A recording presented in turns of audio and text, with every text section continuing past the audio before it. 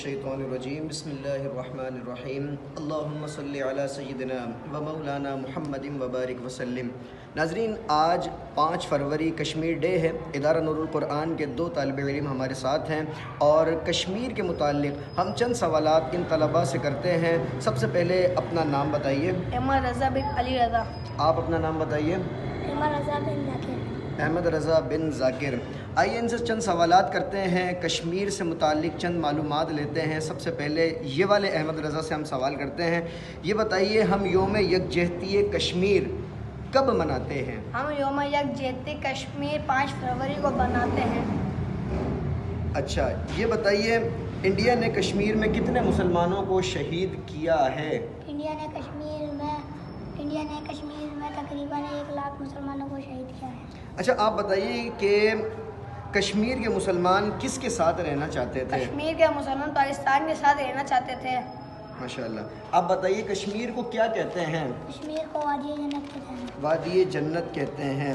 اچھا، آپ بتائیے کہ کشمیر پاکستان کی شہرک ہے، یہ کس نے کہا تھا؟ کشمیر پاکستان کی شہرک ہے، قائد اعظم نے کہا تھا۔ اچھا، آپ بتائیے کہ پاکستان کشمیر کے مسئلے پر بھارت سے کتنی جنگیں لڑ چکا ہے؟ پاکستان کشمیر کے مسئلے پر بھارت سے 3 جنگیں لڑ چکا ہے۔ 3 جنگیں لڑ چکا ہے۔ اچھا، آپ بتائیے کہ جموں کشمیر کا دارالحکومت کیا ہے؟ جموں کشمیر کا دارالحکومت سری نگر ہے۔